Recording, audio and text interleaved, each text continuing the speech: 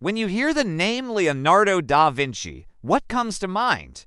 The enigmatic smile of the Mona Lisa, the divine reach in the Last Supper, or maybe his incredible flying machines, sketches of a future he alone could see. We've built him up as the ultimate Renaissance man, an untouchable genius, but what if that's only half the story? What if I told you that behind the masterpieces was a man plagued by crushing failures, profound anxiety, and silent battles he fought every single day? This isn't the story of his triumphs. This is the raw, unfiltered truth about the struggles that almost broke the man we call a genius. Prepare to see Leonardo da Vinci not as a god of art, but as a human struggling with challenges that feel surprisingly familiar even today. Forget the flawless visionary. The real Leonardo was a man who knew failure intimately. While we celebrate his finished works, his life was littered with the ghosts of unfinished projects. Take the Adoration of the Magi, a commission he abandoned, leaving behind a hauntingly incomplete masterpiece. Or the colossal bronze horse for the Duke of Milan, a project he poured years into, only to see the bronze repurposed for cannons. These weren't small setbacks, they were public failures that followed him throughout his career. So why couldn't this brilliant mind finish what he started? Was it simple procrastination? Or something deeper? It seems Leonardo was a victim of his own insatiable curiosity.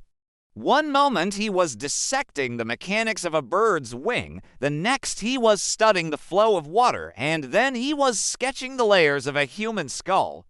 His mind was a whirlwind of ideas, a universe of interests. Every new discovery sparked a new obsession, pulling him away from the tedious work of completing a painting or a sculpture. In a way, his greatest strength, his boundless intellect, was also his greatest weakness. How many of us can relate to that? Having so many passions that we struggle to focus on just one, feeling the pull of a dozen different directions at once. Leonardo wasn't lazy, he was intellectually overwhelmed, a classic case of a polymath's paradox. This constant struggle with completion had real-world consequences. Leonardo wasn't a wealthy nobleman. He was a working artist, reliant on the generosity and patience of powerful patrons. He had to be a social chameleon, navigating the treacherous courts of Renaissance Italy, from the Medici in Florence to the Sforzas in Milan, and even the King of France. Imagine the pressure. He was constantly walking a political tightrope, trying to sell his next grand vision to powerful men who demanded results, not just brilliant sketches. His letters are filled with pleas for payment and justifications for his delays. He often felt misunderstood, his methods questioned. His unconventional lifestyle and secretive studies sometimes put him at odds with the powerful church and societal norms. These external pressures didn't just affect his finances. They weighed on his spirit, adding another layer of anxiety to his already burdened mind. He wasn't just creating art, he was fighting for his professional survival every single day. Perhaps the most tragic part of his struggle lies in his scientific work. Today, we marvel at his anatomical drawings, which were centuries ahead of their time. He understood the heart as a pump and mapped the human nervous system with breathtaking accuracy. His engineering designs for bridges, war machines, and hydraulic systems were revolutionary, but in his lifetime, most of these discoveries remained hidden in his private notebooks, written in his famous mirror script. They were unrecognized, unshared, and unappreciated. The world simply wasn't ready for him. Imagine the profound frustration of holding the keys to the future, of understanding the very mechanics of life, but having no one who could grasp the magnitude of your discoveries. You're shouting into a void. It makes you wonder, what if his findings had been published? How different would the history of science and medicine be? How many lives could have been saved? How much sooner could progress have been made? This wasn't just a professional setback. It was a sorrow of the soul, the lonely burden of a visionary living among the blind. So, how should we remember Leonardo da Vinci?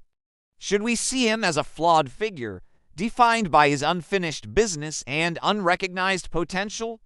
No, absolutely not. Instead, we should see his story as something far more powerful and relatable. His struggles don't diminish his genius, they humanize it. They show us that perfection is a myth and that even the most brilliant minds in history wrestle with self-doubt, anxiety, and the messy realities of life. His failures were not dead ends. They were the fertile ground from which his greatest ideas grew. The constant jumping between projects is what made him a polymath. The pressure from patrons is what pushed him to innovate. The unrecognized science is a testament to a mind that refused to be bound by its era. Leonardo's legacy isn't just about the Mona Lisa, it's a story of resilience. It's about the courage to pursue 1,000 passions, even if it means finishing only a few. It is about enduring setbacks and still finding the strength to pick up a brush or a pen the next day. His life teaches us that our own imperfections, our own unfinished projects, and our own struggles are not signs of failure. They are part of the complex, beautiful, and utterly human journey of creation. His story is a comforting reminder that genius and struggle are two sides of the same coin. Thank you so much for joining me on this journey to uncover the real Leonardo. If you found this perspective as fascinating as I do, please hit that like button, subscribe to the channel, and ring the bell so you don't miss our next deep dive into history's most compelling figures. Let me know in the comments which part of Leonardo's story resonates with you the most. Until next time.